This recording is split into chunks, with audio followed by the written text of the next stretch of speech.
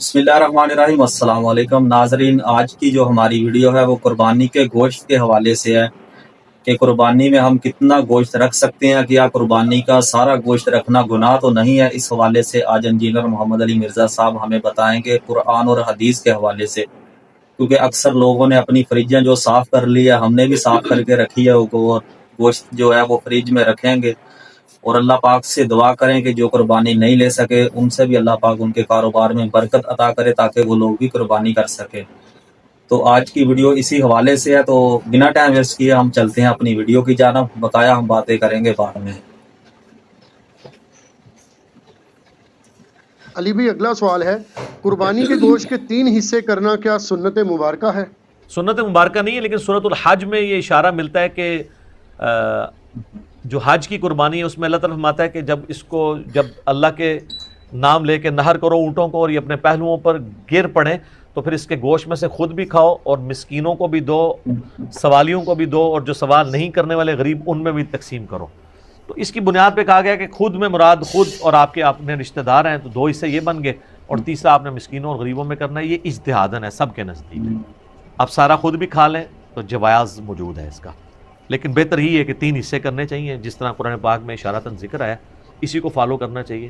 اور اس میں 3 حصے یہ نہیں کہ سب سے بہترین اپنے پاس رکھ لیا ہے اور سب سے ناقص دوسروں کو دے دیا ہے، یا جو امیر رشتہ دار ہے اس کو اچھا بھیج دیا، غریب والے کو دوسرا بھیج دیا۔ تو اس طرح کا معاملہ نہیں کرنا چاہیے۔ آپ جو اپنے لیے پسند کرتے ہیں وہ لوگوں کے لیے پسند کریں۔ پھر وہی آیت جو بار بار آئے گی، لن تنالوا البر حتی تنفقوا مما تحبون، کبھی بھی نیکی کے اعلیٰ درجے کو نہیں پا سکتے جب تک کہ پسندیدہ چیزیں اللہ کے نام میں قربان نہ کرو۔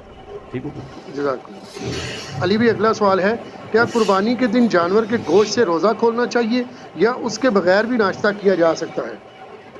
ناشتہ کیا جا سکتا ہے۔ بخاری میں اتنا ملتا ہے کہ نبی علیہ السلام جب چھوٹی عید یعنی جسے ہم کہتے ہیں عید الفطر کے لیے جب جاتے تھے تو آپ میٹھی کھجوریں کھا کے جاتے تھے طاق تعداد میں۔ یہ صحیح بخاری میں آتا ہے۔ ترمذی میں آتا ہے کہ جب آپ عید الفطر کے لیے جاتے تھے تو میٹھا کھا کے جاتے تھے، اور عید الاضحیٰ کے لیے خالی پیٹ جاتے تھے اور واپسی پہ آ کے کھاتے تھے۔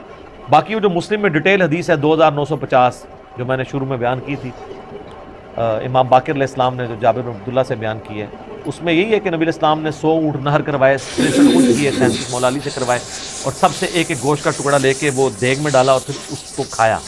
تو اس میں اشارہ ملتا ہے کہ نبی علیہ السلام پریفریبل عید والے دن اپنی قربانی کے گوشت سے ناشتہ تناول کرنا پسند فرماتے تھے، لیکن نبی علیہ السلام تو یہ کر سکتے تھے کیونکہ ان کی تو قربانی شروع میں ہو جانی ہے۔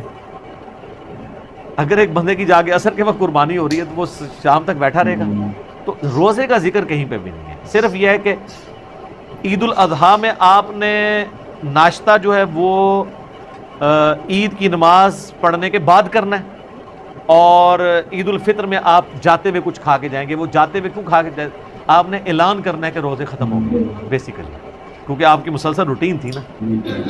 تو بخاری مسلم میں حدیث ہے کہ 2 دن روزہ رکھنے سے اللہ نے مجھے منع فرمایا ہے۔ تو وہ جو منع ہونے کی جو ہے نا دلیل وہ یہی ہے کہ آپ نے جاتے ہوئے کرنا ہے۔ تو اب بڑی عید میں بھی اگر آپ نے شام تک روزہ چلانا ہے تو اس سے تو منع کیا گیا۔ تو آپ ناشتہ کر لیں لیکن واپسی پہ کریں، جاتے ہوئے کچھ کھا لیں۔ تو یہ چیز ہے، ٹھیک ہے۔ علی بھائی اگلا سوال ہے، قربانی کی کھال کس تنظیم کو دینی چاہیے؟ اس کے علاوہ وہ بھی کوئی مصرف ہو تو وہ بھی ہمیں بتا دیں۔ تنظیم دیکھیں جی، اب تو آلموسٹ تنظیمیں ٹھنڈی ہو گئی ہیں کیونکہ کھالیں بہت سستی ہو گئی۔ جس طرح آج سے 20 سال پہلے بڑی کھال 5000 روپے کی تھی، آج تو شاید وہ 25,000 روپے کی، لیکن تو اب 500 کے اوپر وہ کھالیں جو ہے نا وہ اٹھاتے ہی کوئی نہیں، اس پہ تو نمک ہی لگ جاتا ہے 100 روپے کا۔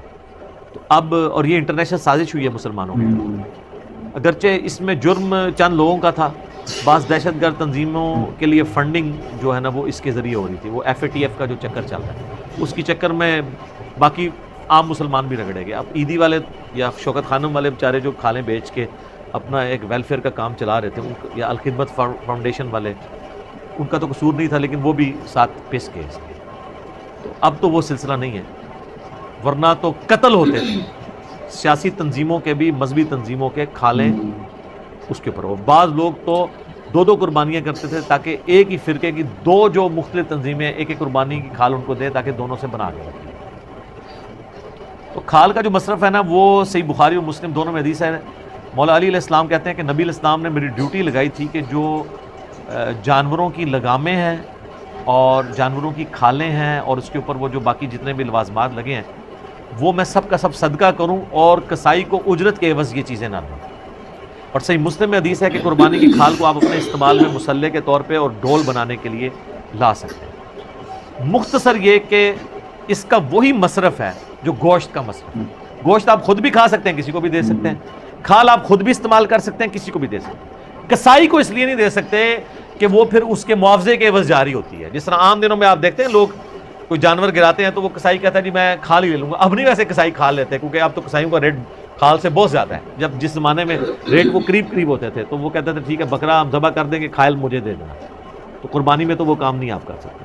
تو کھال کا مصرف یہ ہے کہ آپ کسی بھی تنظیم کو جو گورنمنٹ کی طرف سے رجسٹرڈ ہو، بینڈ نہ ہو، چاہے وہ سیاسی ہو یا مذہبی تنظیم ہے، آپ اس کو دے سکتے ہیں، خود بھی استعمال میں لے کے. تو آج کی ویڈیو میں بہت ساری چیزیں کلیئر ہو گئی ہیں کہ ہم قربانی کا گوشت خود بھی کھا سکتے ہیں، چاہے تو سارا کا سارا ہم اپنے فریج میں بھر لیں اور خود استعمال کر لیں، چاہے تو ہم مسکینوں میں بھی بانٹیں، رشتہ داروں میں بھی بانٹیں. بہترین عمل یہی ہے کہ رشتہ داروں میں بھی بانٹیں اور مسکینوں کو بھی دیں اور خود بھی کھائیں. لیکن بعض لوگوں کے یہ بات سمجھنا بہت زیادہ مشکل ہو جاتی ہے کہ آیا کیا کیا جائے قربانی کے گوشت کا. تو آج کی ویڈیو میں ساری باتیں کلیئر ہو گئی ہیں قربانی کے کھال کے حوالے سے بھی. اور اکثر لوگ یہ بھی کرتے ہیں کہ ان کے دو قربانیاں ہوتی ہیں، بڑے کی لگا لو اور بکرا بھی کرتے ہیں. بڑے کا جو گوشت ہوتا ہے وہ بانٹ دیتے ہیں، جو بکرا ہوتا ہے وہ پورے کا پورا اپنے فریزر میں رکھ لیتے ہیں. تو یہ بھی چیز اچھی نہیں ہے. بکرے کا بھی گوشت تھوڑا بانٹنا چاہیے.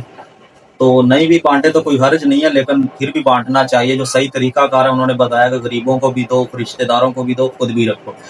اور صحیح عمل یہی ہے کہ جو اپنے لیے پسند کرو وہ دوسروں کو بھی دو. اب آپ چھوٹا جو گوشت ہے بکرے کا وہ آپ خود رکھ لو جو آپ کے اپنے پسند کا ہے. جو بڑے کا گوشت ہے وہ آپ کو پسند نہیں ہے وہ آپ بانٹ دو، تو یہ بھی طریقہ غلط ہے. تو آپ کو آج کی ویڈیو کیسی لگی تو پلیز کمنٹ کر کے ضرور بتائیں. اور کل انشاءاللہ کل عید کے دن پھر آپ سے ملاقات ہوتی، ملتے ہیں. تو دعاؤں میں یاد رکھیے گا. اللہ حافظ. اللہ